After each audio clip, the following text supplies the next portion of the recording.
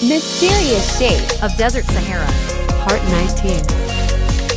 دنیا کے سب سے بڑے ڈیزرٹ میں ٹھیک اس جگہ پر جہاں میلوں دور تک نہ کوئی شہر آباد ہے، نہ کوئی بستی، اور حتیٰ کہ کوئی جھوپڑ پٹی تک موجود نہیں ہے، یہاں سیٹلائٹ امیج سے ایک عجیب پیٹرن بنا دیکھا گیا۔ ایگزیکٹلی 45 میٹرز کا ڈایا میٹر، باہر کی سائڈ پہ 12 ڈاٹس اور ٹھیک سینٹر میں ایک ڈاٹ دیکھا جا سکتا ہے۔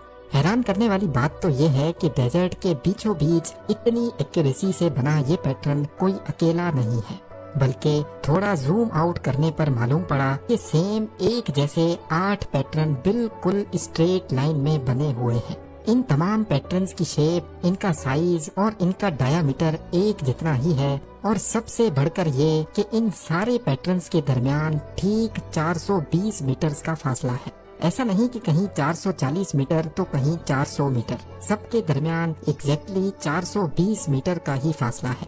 تھوڑا اور زوم آؤٹ کر کے دیکھا جائے تو میلوں دور تک یہاں ریت کے سوا کچھ نظر نہیں آتا۔ تو اب سوال یہ اٹھتا ہے کہ اس ویرانے میں اتنی ایکوریسی سے بنے ان پیٹرنز کے پیچھے آخر راز کیا ہے؟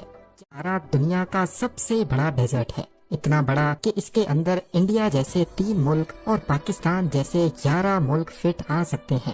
92 لاکھ اسکوائر کلومیٹر پہ پھیلا ہوا سہارا اتنا بڑا ہے کہ اس کی ایک سائیڈ ریڈ سی کو، دوسری میڈیٹرینین سی اور تیسری سائیڈ اٹلانٹک اوشن پہ لگتی ہے۔ بڑا ہونے کے ساتھ ساتھ افریقن سہارا بہت سخت حالات سے دوچار بھی رہتا ہے۔ دن کے وقت 50 ڈگری سیلسیس جتنی آگ برسانے والی گرمی تو رات کو ٹیمپریچر فریزنگ پوائنٹ سے بھی نیچے چلا جاتا ہے۔ ان حالات کو اگر برداشت کر بھی لیا جائے تو پانی کی شارٹیج اور خشک ہوا یہاں انسان کو جینے نہیں دیتی۔ یہی وجہ ہے کہ سہارا میں جو بھی شہر آباد ہیں وہ پانی کے قریب قریب ہیں، اور باقی سارا کا سارا ایریا بالکل ویران رہتا ہے۔ یہ گول پیٹرنز بھی سہارا کے ایسے ہی ایک ویران ایریا میں دیکھے گئے تھے۔ سہارا کا یہ حصہ الجیریا میں آتا ہے، جہاں ان صلاح نام کی ایک چھوٹی سی بستی سے بھی 160 کلومیٹر ڈیپ میں جا کر یہ پیٹرنز موجود ہیں۔ کرسٹوف ہابرسن نامی ایک پروڈیوسر نے پہلی بار 2021 میں گوگل ارتھ پر جب ان سرکلز کو دیکھا تو اس نے ان کی گہرائی میں جانے کا فیصلہ کیا۔ سب سے پہلے تو یہ جاننا تھا کہ آیا یہ اصل میں گراؤنڈ پر موجود ہیں یا یہ کوئی سیٹلائٹ کی خرابی کی وجہ سے اتنے ایکوریٹ پیٹرنز شو ہو رہے ہیں۔ لہٰذا اس مسئلے کو سلجھانے کے لیے کرسٹوف نے اس کمپنی سے رابطہ کیا جو گوگل کے لیے سیٹلائٹ سے فوٹوز کھینچتی ہے۔ میکسار ٹیکنالوجیز کے سینئر ڈائریکٹر نے کنفرم کیا کہ یہ سیٹلائٹ کا کوئی گلچ نہیں، بلکہ یہ سرکلز اصل میں گراؤنڈ پر موجود ہیں۔ یہ انفارمیشن ملتے ہی پہلا شک تو دور ہو گیا۔ اب ان پیٹرنز کی اصل حقیقت معلوم کرنے کے لیے آرکیولوجسٹ، الجیرین ایکسپرٹس، آفیشلز اور کئی ٹور آپریٹرز سے رابطہ کیا گیا، لیکن کسی کو بھی ان سرکلز کا آئیڈیا تک نہیں تھا۔ یہ عجیب دکھنے والے ایک ہی لائن میں اتنی صفائی سے بنے پیٹرنز ہر کوئی پہلی بار دیکھ رہا تھا۔ کئی مہینے کی ریسرچ کرنے کے بعد کرسٹوف ہابرسن کو شک ہوا کہ کہیں یہ سائزمک سروے کے نشانات تو نہیں ہیں۔ سائزمک سروے زمین میں آئل ڈھونڈنے کے لیے پرفارم کی جانے والی ٹیکنیک کو کہتے ہیں، جس میں ایک مشین پر لگے ہیمر کی مدد سے زمین میں وائبریشن پیدا کی جاتی ہیں۔ ان وائبریشنز کو سائزمک ویوز کہا جاتا ہے، جو زمین کے اندر موجود جیولوجیکل اسٹرکچر سے ٹکرا کر واپس اوپر کی طرف جاتی ہیں، جہاں ریسیورز ان ویوز کو ریڈ کرتے ہیں اور پھر ایک کمپلیکس کمپیوٹر پروگرام کی مدد سے یہ پتہ لگایا جاتا ہے کہ زمین کے اندر آئل ہے کہ نہیں۔ سہارا میں بنے یہ عجیب پیٹرنز کیا سائزمک سروے کا ثبوت ہیں؟ یہ جاننے کے لیے یونیورسٹی آف ٹیکساس میں دنیا کے سب سے بڑے سائزمک سروے ایکسپرٹ سے رابطہ کیا گیا۔ باب ہارڈیج نے جب ان پیٹرنز کی پکچر کو دیکھا تو ان کا کہنا تھا کہ یہ پیٹرنز کسی صورت بھی سائزمک سروے کے نہیں ہو سکتے، کیونکہ پہلی بات سروے میں مشین ایسے پیٹرن ہی نہیں بناتی، اور دوسرا یہ کہ جو بھی کمپنی ہزاروں لاکھوں ڈالر خرچ کر کے کسی سائٹ پر سروے کرتی ہے اور وہاں آئل نہیں مل پاتا تو وہ اپنے نشانات مٹا دیتی ہے، تاکہ ان کی گئی محنت کا کوئی دوسری آئل کمپنی فائدہ نہ اٹھائے۔ یعنی باب کے مطابق یہ پیٹرنز سائزمک سروے کے نہیں ہیں۔ تو آخر پھر یہ کس نے اور کیوں بنائے تھے؟ انٹرنیٹ پر ہی ریسرچ کرنے کے دوران 1885 کے ایک ڈاکیومنٹ میں کچھ مزید اشارے ملے۔ اس ڈاکیومنٹ میں ایک کنویں کا ذکر کیا گیا ہے اور ساتھ ہی 2 ٹومز کا ذکر بھی کیا گیا ہے جو سرکولر شیپ کی ہیں اور ان پیٹرنز کی طرح بہت ریگولر شیپ کی بنی ہوئی ہیں، اور سب سے بڑھ کر یہ کہ ان ٹومز کی لوکیشن بھی پیٹرنز سے صرف 10 کلومیٹر ہی دور ہے۔ افریقن صحارا میں ان ٹومز کو ٹیمولس کہا جاتا ہے، جہاں ہزاروں سال پہلے رائل کنگز کو دفنایا جاتا تھا۔ 10,000 سال پہلے بنائے جانے والے ان ٹومز کو اگر ان پیٹرن سے کمپیئر کیا جائے تو ان کی شیپ اور ڈیزائن میں کافی واضح فرق دیکھا جا سکتا ہے۔ اپنے شک کو کنفرم کرنے کے لیے ایک ٹونیشین آرکیولوجسٹ سے کانٹیکٹ کیا گیا جس نے الجیریا کے اس حصے میں کافی ریسرچ کی ہے۔ ان کا کہنا تھا کہ ان پیٹرنز کا ٹومب سے تو کوئی تعلق نہیں ہے، پر ایسا معلوم ہوتا ہے کہ یہ جو کچھ بھی ہے اس کا تعلق پانی سے ہے۔ 2,500 سال پہلے ریگستان میں پانی نکالنے کے لیے ایک ٹیکنیک استعمال کی جاتی تھی جس کو فگارا یا پھر کنات کہا جاتا ہے۔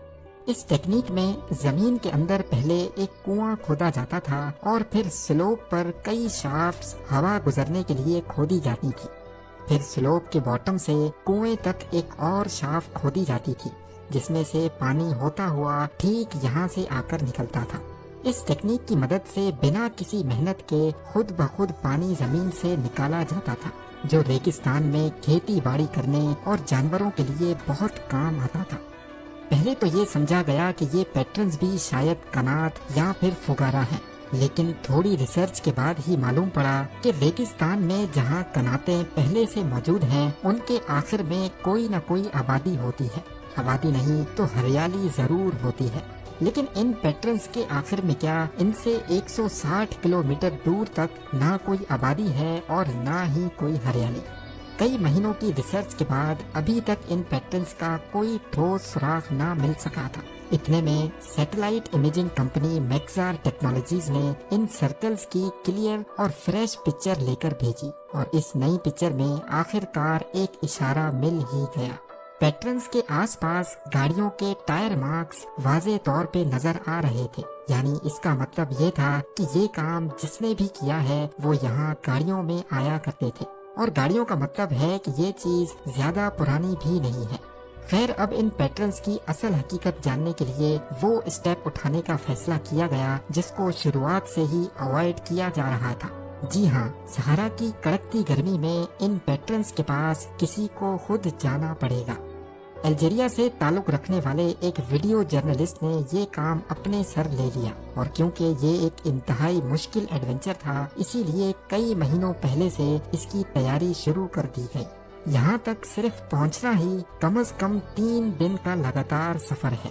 کیمرہ، کیمپنگ، کوکنگ اور میڈیکل ایکوپمنٹ کے ساتھ ساتھ پانی کے کینز اور ایکسٹرا فیول ارینج کر کے سفر کا آغاز کیا گیا۔ 2 دن کے لگاتار سفر کرنے کے بعد ٹیم اب ان صلاح تک پہنچ چکی تھی، اور یہاں سے آگے نہ کوئی روڈ تھا اور نہ کوئی راستہ۔ جی پی ایس کی مدد سے ٹیم نے ان پیٹرنز کا رخ کر کے ریگستان میں قدم رکھ دیا۔ کئی گھنٹوں کے مسلسل سفر کے بعد رکتے اور پھنستے ہوئے وہ اب آخر کار اپنی منزل کے قریب پہنچ چکے تھے۔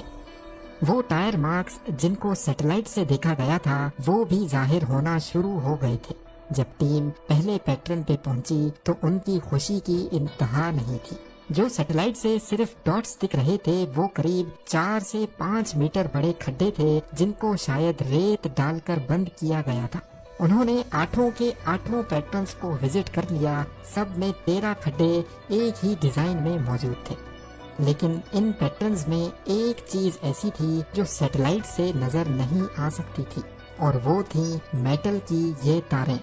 کچھ میٹل وائرز کو زمین کے اندر سے نکلتے دیکھا جا سکتا تھا، جن میں سے کچھ تو ایسی تھیں جن میں ربڑ سلیو ابھی تک چڑی ہوئی تھی۔ ابھی ان وائرز کا معاملہ کسی کے سمجھ میں آتا کہ وہاں سے ایک اٹیچمنٹ اسٹرپ ملی۔ یہ اسٹرپ عام طور پہ سامان کو باندھنے کے لیے استعمال ہوتی ہے، اور اس اسٹرپ پہ ایک اسٹیمپ لگی تھی جس پہ کچھ لکھا ہوا تھا۔ جب اس کو ٹرانسلیٹ کیا گیا تو معلوم پڑا کہ یہ اسٹیمپ ایکسپلوسیو اور ایمونیشن بنانے والی کمپنی کی تھی۔ جی ہاں، ان کھڈوں میں ڈائنامائٹ تھا۔ یہ ڈائنامائٹ کب، کیوں اور کس نے ڈالا تھا یہ جاننا بہت ضروری تھا۔ शूटिंग टीम को यहाँ से कैंड फूड के कुछ खाली कैन भी मिले जिनकी बैक साइड पे सोपी के कंपनी का लोगो अभी तक मौजूद था। ये कैंड फूड की कंपनी आज भी मौजूद है। जब कंपनी से कांटेक्ट करके उनको खाली कैन की फोटो भेजी गई तो उन्होंने बताया कि ये पैकिंग 1958 की है, यानी आज से करीब 65 साल पुरानी। दो चीजें अब कंफर्म हो चुकी थी कि इन पैटर्न्स के अंदर एक्सप्लोसिव था और ये काम 1958 में किया गया था। लेकिन ऐसा करने की असल वजह क्या थी, ये जानने के लिए लोकल डेजर्ट गाइड से राब्ता किया गया, जिन्होंने शायद कभी यहाँ तक पहुँचने में किसी की मदद की हो। एक डेजर्ट गाइड ने बताया कि उसके वालिद भी एक डेजर्ट गाइड हुआ करते थे। जब उसके वालिद से इंटरव्यू किया गया तो उन्होंने बताया कि 1958 के आसपास जब वो जवान हुआ करते थे तब एक कंपनी के कुछ लोगों ने यहाँ खुदाई का काम किया था।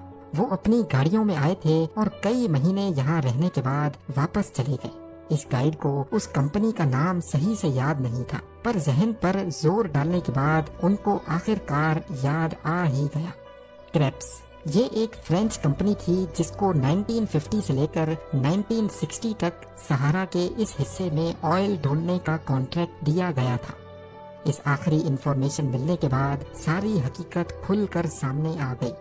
ये एक तरह का साइज्मिक सर्वे ही था, लेकिन उस दौर में मशीनरी तो हुआ नहीं करती थी। इसी वजह से साइज्मिक सर्वे के लिए डायनामाइट्स लगाए जाते थे। ये खड्डे डायनामाइट फटने की वजह से ही बने थे, जिनको हवाओं और तूफान से उड़ने वाली रेत ने कवर कर दिया है और वो अब इस तरह दिखते हैं।